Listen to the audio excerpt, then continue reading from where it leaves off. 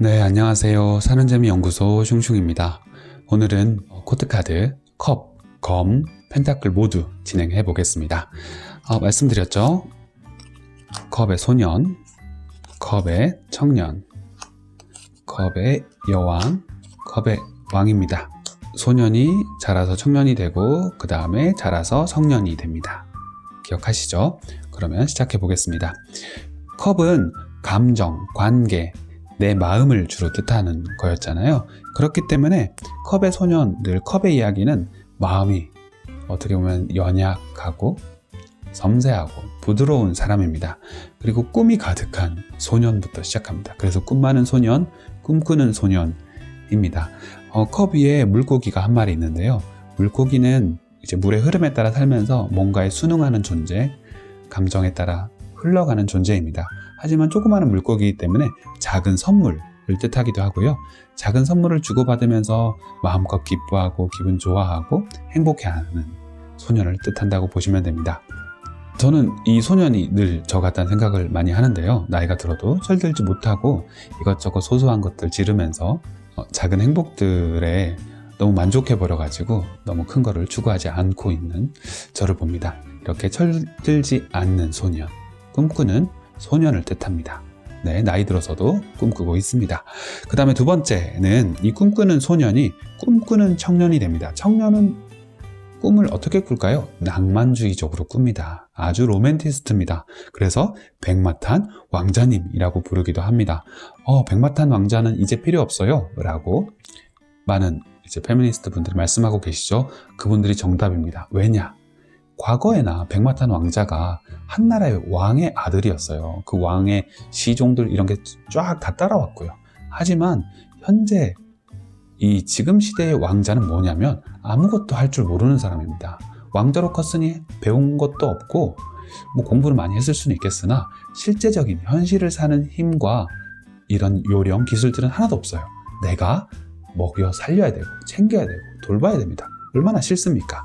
그렇기 때문에 이 카드는 아주 좋은 곳에 등장하고 어떤 제안을 받아야만 하는 상황, 프로포즈를 해야 되는 상황, 이런 상황에서는 로맨티스트, 낭만주의자, 좋은 결과가 있다, 프로포즈를 받는다, 제안을 받는다 이런 뜻이지만 구체적인 상황 속에서 주로 우와, 아름답고 낭만적이고 멋있지만 실속은 없다 이런 얘기로 많이 쓰이기도 하는 카드입니다. 네, 그래도 낭만을 추구하시려면 낭만주의자를 만나시면 됩니다.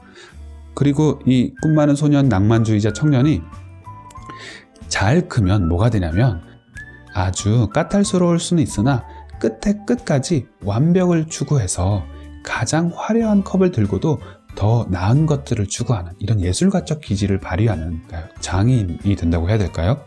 그것에 완전한 전문가가 되잖아요. 하지만 전문가는 까탈스럽고 완벽을 추구하기 때문에 꽉 막힌 존재이기도 합니다. 그런 존재가 되는 거죠. 완벽주의자는 같이 일하면 좋습니다. 아닌가요? 프리랜서가 되고 전문가가 되면 완벽주의자가 되는데 만약에 사람들을 이끄는 이런 기관이나 어떤 팀의 리더가 되면 어떻게 되냐면 이제 불면증 환자가 됩니다. 무슨 뜻이냐고요? 우리가 마음이 심약한 사람이, 섬세한 사람이 이제 부하사원한테 뭐도 시켜야 되고 뭐도 알려줘야 되고 이제 혼도 내야 되고 이런 상황에서 이러지도 저러지도 못하고 혼자 끙끙 앓는 사람 있잖아요. 그런 사람이 됩니다. 누군가 위에 서기에는 내 마음이 제일 어렵고 그렇게 모진 소리 잘 못하는 사람이라고 해야 될까요? 그래서 왕이 되어서 이제 호울과 권력과 그리고 원래 자기 뜻인 컵을 해서 왕관까지 쓰긴 했으나 이렇게 왕의 의자에 앉았으나 왕의 의자가 물 위에 떠 있습니다. 불안하고 내 자리 아닌 것 같고 그런 거죠. 차라리 혼자 일하는 게 제일 편한 사람입니다. 컵 얘기하면서는 약간 제가 주절주절 하게 되는데요. 꼭 제 얘기 같아서 그렇습니다. 검의 코드카드입니다. 검의 소년은 애송이라고 부릅니다. 이렇게 칼을 처음으로 착 뽑은 거예요. 네, 첫 술에 배부를 수도 없고 첫 번째 뽑은 칼에 아주 전장에서 영웅이 될 수도 없습니다. 문학 이제 겨우 써는 거죠. 그리고 첫 번째 뽑아든 칼이니까 이리저리 실수도 하고 내 손도 베고 다른 사람한테 상처도 주면서 좌충우돌 그런 처음을 겪게 될 겁니다.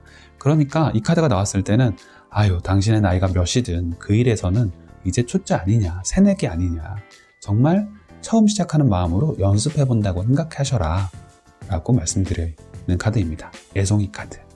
하지만 애송이가 처음부터 연습용 칼이 아니라 실전용 칼을 들고 있죠.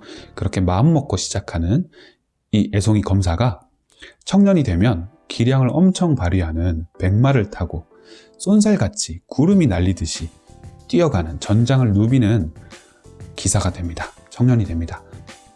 이 청년은 이 코트 카드의 모든 청년 중에서도 가장 바쁜 카드입니다.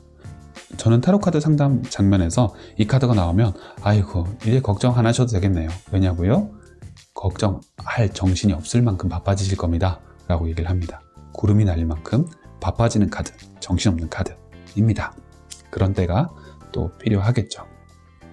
그 다음에 열심히 일중심적으로 갔으니까 무슨 사람이 되냐? 검의 여왕은 모든 왕과 여왕을 통틀어서도 가장 일 잘하는, 가장 파워풀한, 가장 힘있는 여왕입니다. 그래서 1등 하는 사람이 된다는 뜻이고요. 최고가 되는 카드가 검의 여왕입니다. 하지만 최고는 1등은 외롭습니다. 여기 날고 있는 갈매기도 한 마리입니다. 혼자고 완벽하고 최고의 퍼포먼스를 내고 모든 사람을 무섭게 만드는 사람이지만 외로운 사람입니다.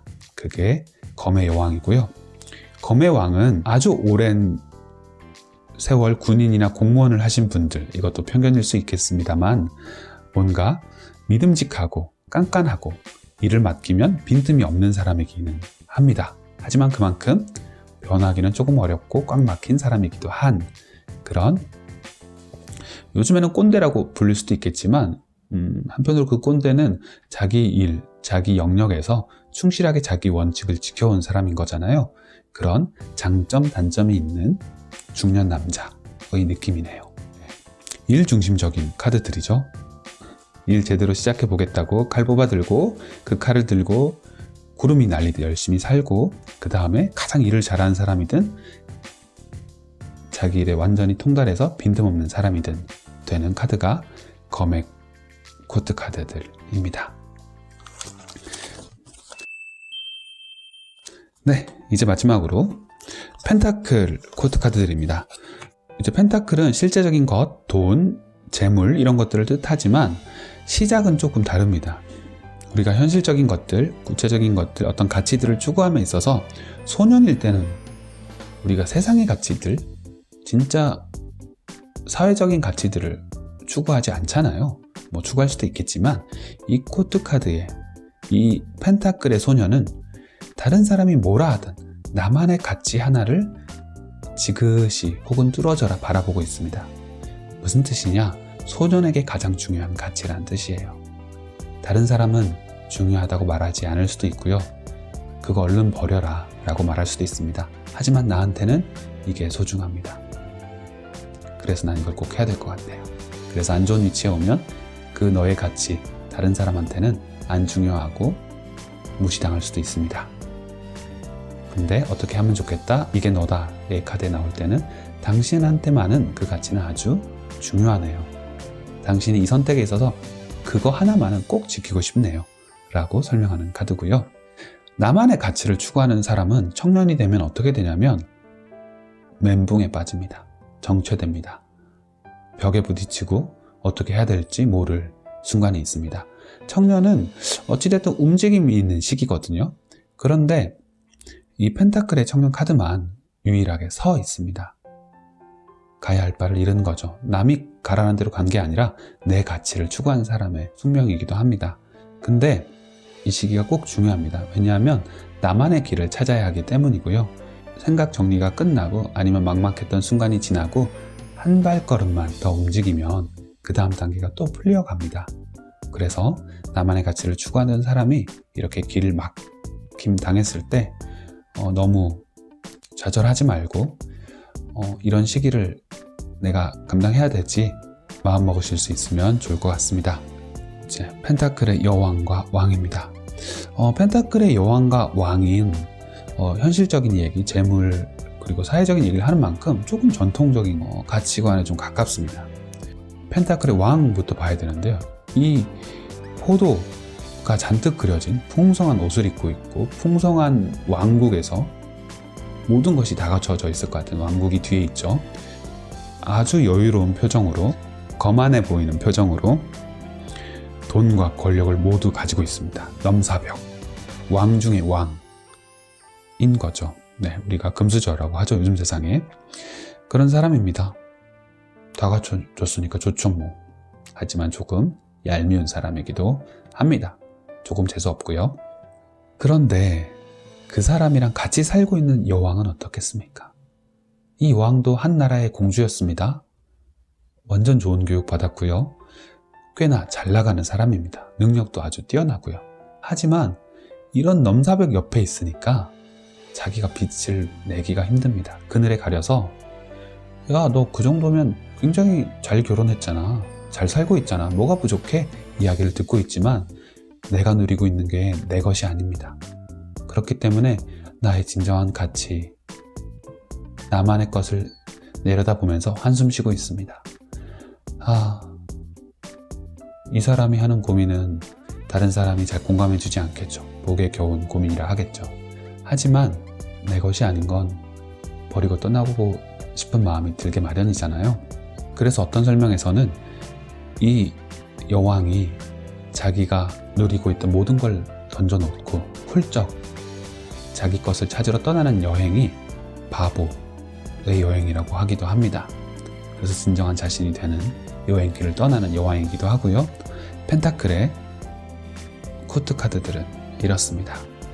생각보다 이 넘사벽 왕을 제외한 이 세 카드들은 전부 다 물질적이고 세상적이고 사회적인 가치가 아니라 나만의 가치들을 소중히 혹은 지그시 혹은 안타까운 눈으로 바라보고 있다는 점에서 진짜 중요한 건 바깥의 것들이 아니라 내 안에 있는 것들이라는 얘기를 하는 것 같기도 하고요. 분명 물질적으로 해석하는 책이나 글들도 많습니다. 하지만 제가 그런 것들보다 이런 가치들에 주목하는 타로 상담자인 것 같기도 합니다.